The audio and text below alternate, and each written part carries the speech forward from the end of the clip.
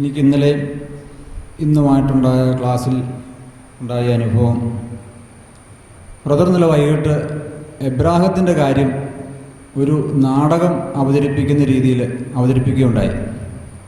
ഈ എബ്രാഹത്തിൻ്റെ കാര്യം കേട്ടിട്ടുള്ളതാണ്, പുതുമയൊന്നുമില്ലായിരുന്നു. എങ്കിലും ബ്രദർ ഇന്നലെ അവതരിപ്പിച്ചപ്പോൾ ഒരു പുതിയ കാര്യം കേൾക്കുന്ന രീതിയിൽ എനിക്ക് അനുഭവപ്പെട്ടു. എൻ്റെ മനസ്സിലിപ്പോൾ അന്ന് ആ സമയം മുതൽ തങ്ങി നിൽക്കുന്നത് എബ്രാഹത്തിനെ ദൈവം വിളിക്കുന്ന ആ ബ്രദർ അവതരിപ്പിച്ച രംഗമാണ്. എബ്രാം, എബ്രാം. എനിക്കിപ്പോൾ എൻ്റെ കാലിൽ ഇങ്ങനെ കുളിര് കയറും ആ വിളി കേൾക്കുമ്പോൾ. അതിന് എബ്രാഹിം മറുപടി പറയുന്നു, നീ ഇപ്പോൾ നിൽക്കുന്ന സ്ഥലത്ത് നിന്ന് ഇന്ന സ്ഥലത്തേക്ക് പോക്കോ. ബ്രദർ പറഞ്ഞത്, ഇപ്പോൾ നിൽക്കുന്ന സ്ഥലത്ത് ഇഷ്ടംപോലെ സമ്പത്തുകളെല്ലാം ഇവർ സ്വരുക്കൂട്ടിയിട്ടുണ്ട്. പോകാൻ പറഞ്ഞ സ്ഥലത്ത് എന്തെങ്കിലും ഉണ്ടോ, തിന്നാനും കുടിക്കാനും ഉണ്ടോ, വെള്ളമുണ്ടോ, ഇതൊന്നും അറിയത്തില്ല. പക്ഷേ എബ്രാഹത്തിന് യാതൊരു സംശയവുമില്ല, പോകാൻ റെഡിയാകുന്നു. അതുപോലെ നിനക്ക് ഭൂമിയിലെ മണൽത്തരി പോലെയും ആകാശത്തെ നക്ഷത്രങ്ങളെ പോലെയും കുട്ടികളെ നൽകും എന്ന് പറഞ്ഞപ്പോൾ എബ്രാഹത്തിന് വലിയ സന്തോഷം. ഞാൻ ഇത്രയും വയസ്സനായി, എൻ്റെ ഭാര്യയാണെങ്കിലും അച്ചിയാണെന്ന് എല്ലാവർക്കും അറിയുകയും ചെയ്യാം, ഇനി എങ്ങനെ പിള്ളേരുണ്ടാവും. അപ്പോൾ ഈ എബ്രാഹിം വല്ല മന്ദബുദ്ധി ആയിരുന്നോ എന്നെനിക്കൊരു സംശയം തോന്നി. കാരണം മനുഷ്യനാകുമ്പോൾ മനുഷ്യൻ്റെ രീതിയിലല്ലേ ചിന്തിക്കാൻ പറ്റുള്ളൂ. അപ്പോൾ ഇത്രയും പ്രായമായ ആളിന് പിള്ളേരുണ്ടാകും, പ്രത്യേകിച്ച് ഭാര്യ മച്ചിയാണെന്നും അറിയാവുന്ന കാര്യത്തിൽ എങ്ങനെ സംഭവിക്കും എന്നൊന്നും പോലും സംശയിച്ചില്ല. മാതാവ് പോലും സംശയമല്ല പറഞ്ഞ, മാതാവ് പറഞ്ഞത് എങ്ങനെ സംഭവിക്കുമെന്ന് മാതാവ് ചോദിച്ചു. ആ സംഭാഷണം പോലും എബ്രാഹത്തിന് പറയാൻ തോന്നിയില്ല. എബ്രാഹിം വളരെ സന്തോഷമായിട്ട് മുന്നോട്ട് പോകുന്നു. ബ്രദർ പറഞ്ഞ ആ കാര്യം എൻ്റെ മനസ്സിലിരിക്കുന്നു. ഭാര്യയോട് ഇത് പറഞ്ഞപ്പം അവൾ ഊറി ഒന്ന് ചിരിച്ചു. നടക്കാതിരിക്കരുത്, നിങ്ങൾ സ്വപ്നം കണ്ട് നടന്നോ എന്നുള്ള അർത്ഥത്തിലായിരിക്കാം. സ്വപ്നം കാണുന്നതിന് പഞ്ഞൊന്നുമില്ലല്ലോ. അപ്പോൾ എബ്രാഹത്തിൻ്റെ ആ കാര്യങ്ങൾ പറഞ്ഞപ്പോൾ എനിക്ക് തോന്നുന്നത്, ഈ എബ്രാഹത്തിൻ്റെയും ഇസ്ഹാക്കിൻ്റെയും യാക്കോബിൻ്റെയും സന്തതികളല്ലേ നമ്മൾ. നമുക്ക് എന്തുമാ ഈ എബ്രാഹത്തിൻ്റെ വിശ്വാസത്തിൻ്റെ പൊഴിഞ്ഞ വിശ്വാസം എനിക്ക് കിട്ടിയിട്ടുണ്ടോ എന്നൊരു പുനർചിന്തനത്തിന് വേദിയായി. നമ്മൾ പലപ്പോഴും ആഗ്രഹിക്കുന്ന കാര്യങ്ങൾ എത്രയും പെട്ടെന്ന് നടന്നില്ലെങ്കിൽ വളരെ അസ്വസ്ഥത പ്രകടിപ്പിക്കുന്ന സ്വഭാവമാണ് നമ്മുടെ. ഞാൻ കഴിഞ്ഞ ദിവസം പറഞ്ഞിരുന്നു, കഴിഞ്ഞ ഒരു വർഷം എന്നോട് പറഞ്ഞ കാര്യം, പക്ഷേ അത് നടപ്പാകാൻ ഒരു വർഷമായി, ഇതുവരെ നടപ്പായില്ലല്ലോ. എങ്കിലും കർത്താവ് പറഞ്ഞതാണെന്നുള്ളതിന് എനിക്ക് യാതൊരു സംശയവുമില്ല. പക്ഷേ എന്നെ കർത്താവ് ബലപ്പെടുത്തുന്നതിന് വേണ്ടി കഴിഞ്ഞ ദിവസം പറഞ്ഞെന്ന് ഞാൻ പറഞ്ഞിരുന്നല്ലോ. അന്ന് ഞാൻ തന്നെയാണ് നിന്നോട് പറഞ്ഞത്. പുറപ്പാട് 14:14, നീ ശാന്തനായിട്ടിരുന്നാൽ മതി, ഞാൻ നിനക്ക് വേണ്ടി യുദ്ധം ചെയ്തു കൊള്ളാം. എനിക്ക് അന്ന് വലിയൊരു സന്തോഷമായി. കർത്താവ് സംസാരിക്കുക എന്ന് മറ്റു പലരും കേട്ടിട്ടുണ്ട്. അവരോടൊക്കെ എനിക്കൊരു ചെറിയ അസൂയ നല്ലതല്ലെങ്കിൽ പോലും അസൂയ പോലെ തോന്നാറുണ്ട്.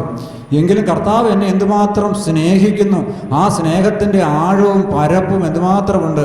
എന്നെ ഇപ്പോഴും കയ്യിലെ പൊന്നു പോലെ നോക്കിക്കൊണ്ടിരിക്കുന്നു. അതാണല്ലോ ഇവിടെ വന്നപ്പോൾ അന്ന് ഞാൻ തന്നെയാണ് നിന്നോട് പറഞ്ഞത്. എനിക്ക് സത്യത്തിൽ അന്ന് അപ്പോൾ നാണക്കേട് തോന്നി. കാരണം ഞാൻ അവിശ്വസിച്ചിരുന്നില്ല. കർത്താവ് എന്നെ തെറ്റിദ്ധരിച്ചോ എന്നൊരു സംശയം എനിക്കുണ്ടായി. പക്ഷേ എനിക്കതിനകത്ത് ഉറപ്പുണ്ട്, കർത്താവ് എന്നെ ഓർമ്മിപ്പിച്ചു, കർത്താവ് എന്നെ കയ്യിലെ പൊന്നുപോലെ നോക്കുന്നു.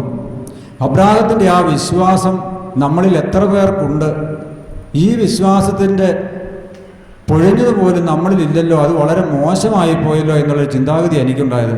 എൻ്റെ മനസ്സിലോട്ട് ഓടിയെത്തത്, ഞാൻ അത്രയൊന്നും വിശ്വാസം എനിക്ക് ആയിട്ടില്ലെങ്കിൽ പോലും അതിൻ്റെ ഒരു പകുതി പോലും ആയോ എന്ന് എനിക്കറിയത്തില്ല. എങ്കിലും ഞാൻ കർത്താവിൽ വിശ്വസിക്കുന്നു. എൻ്റെ മനസ്സിൽ ചിന്ത വന്നത്, എൻ്റെ ഭാര്യയിലേക്കും കുഞ്ഞുങ്ങളിലേക്കും ഈ വിശ്വാസം എങ്ങനെ പകർന്നു കൊടുക്കാൻ സാധിക്കും? ബ്രദർ പ്രസംഗിച്ചിട്ടങ്ങ് പോകും. നമ്മളല്ലേ ഇതിൽ ഫലം കൊയ്യിക്കേണ്ടത്, നമ്മളാണല്ലോ. നമുക്ക് ഫലം കിട്ടാൻ വേണ്ടിയാണല്ലോ അദ്ദേഹം ഈ ദിവസങ്ങളോളം ക്ലാസ് എടുക്കുന്നത്. അപ്പോൾ ഇത് തൽക്കാലം നിർത്തിക്കളയേണ്ട കാര്യമില്ല. എൻ്റെ കുടുംബങ്ങളിലേക്ക് ഇത്രയുള്ള വിശ്വാസം പകർന്നു കൊടുക്കുവാൻ എനിക്ക് ഉത്തരവാദിത്വമുണ്ട്. ഈ ഉത്തരവാദിത്വം ഞാൻ എങ്ങനെ നിറവേറ്റും എന്നുള്ള ചിന്തയിലാണ് ഞാനിപ്പോൾ നടക്കുന്നത്. അതുകൂടാതെ വിശുദ്ധ കുർബാന കാണുവാനും കുർബാന കൈക്കൊള്ളുവാനും എന്നൊക്കെ തുടങ്ങിയിട്ട് 53 വർഷമായി. ഈയിടെ ശാലോം ടി വിയിൽ ഒരു പ്രസംഗം കേട്ടു. കർത്താവിൻ്റെ ചങ്കും കരളും പറിച്ചു തരുന്ന സംഭവമാണ് കുർബാനയിൽ നടക്കുന്നത്. അത്തരം അനുഭവങ്ങളൊന്നും എനിക്ക് തോന്നിയിട്ടില്ല. കുർബാന കാണുന്നു, ആ വീട്ടിൽ നിന്ന് എങ്ങനെ പോയോ അതേപോലെ തിരിച്ചു പോരുന്നു. ഏതാണ്ട് എങ്കിലും ഞാനിതിങ്ങനെ പറഞ്ഞെങ്കിലും ഇപ്പോൾ ഒരു വർഷമായിട്ട് എനിക്ക് പറയുവാൻ സാധിക്കും, വീട്ടിൽ നിന്ന് പോയ പോലെ തന്നെ തിരിച്ചു പോരുന്ന രീതി മാറ്റി, അല്പം എന്തൊക്കെയോ മാറ്റം വരുന്നുണ്ട്. ഭാവദാനം യഥാർത്ഥത്തിലുള്ള മാറ്റം എന്താണോ അത് കർത്താവ് നടത്തി തരും എന്ന് ഞാൻ പൂർണ്ണമായിട്ട് വിശ്വസിക്കുന്നു. പുൽക്കോട് മുതൽ ഗാഗുൽത്ത വരെയുള്ള സംഭവങ്ങളാണ് കുർബാനയിൽ നടക്കുന്നതെന്ന് കേട്ടിട്ടുണ്ടെങ്കിലും ഇതൊന്നും ശ്രദ്ധിക്കാൻ താല്പര്യമില്ലായിരുന്നു. കുർബാന ചൊല്ലുന്നു, ഇച്ചിരി അല്പം താമസിച്ചാൽ അസ്വസ്ഥതയാണ്. വീട്ടിലേക്ക് പോകുമ്പോഴും ആദ്യത്തെ രീതിയിൽ തന്നെ തിരിച്ചു പോരുന്ന ആ മനോഭാവത്തിൽ നിന്നെല്ലാം മാറ്റം വരേണ്ട സമയം അതിക്രമിച്ചു എന്നുള്ള ചിന്തയിൽ എനിക്ക് എത്തിച്ചേരുവാൻ സാധിച്ചു. അതുപോലെ ജീവനുള്ള യേശുവാണ് കുർബാന ചൊല്ലുന്നത് എന്ന് എനിക്കൊരു പുതിയ അറിവായിരുന്നു. പെസഹ വ്യാഴാഴ്ച കുർബാന സ്ഥാപിച്ചതിൻ്റെ ഓർമ്മ വൈദികർ കുർബാന ചൊല്ലുന്നു, അത്രയും മാത്രമേ എനിക്കറിയാമായിരുന്നുള്ളൂ. ജീവനുള്ള യേശു കുർബാന ചൊല്ലുന്നതായിട്ടുള്ള അറിവ് ഒത്തിരിയേറെ കൂടുതൽ അനുഗ്രഹം നാളെ കിട്ടാൻ പോകുന്നു എന്നുള്ളതിൻ്റെ മുന്നാസ്വാദനമാണ് എന്നെനിക്ക് ഉറപ്പുണ്ട്. ഇവിടെ പാതിരിയോപ്പിയോ അവരെന്തോ പറഞ്ഞു കേട്ടല്ലോ, ഈ 3 മണിക്കൂറും മറ്റും എങ്ങനെ നിൽക്കാൻ സാധിക്കും? അതെൻ്റെ മനസ്സിലേക്ക് ഒരു പുതിയ അറിവായിരുന്നു. ഞാൻ നിൽക്കുകയല്ല, കുരിശെ തറച്ച് കിടക്കുകയാണ്. കുരിശെ തറച്ച് കിടക്കുന്നതിന് കാല് നിലത്ത് ചവിട്ടേണ്ട ആവശ്യമില്ലല്ലോ. അപ്പം ഞാൻ നിൽക്കുകയല്ല, കുരിശിൽ തൂങ്ങി കിടക്കുകയായിരുന്നു എന്നുള്ളത് ഒരു പുതിയ അറിവായിട്ട് എനിക്ക് മാറി.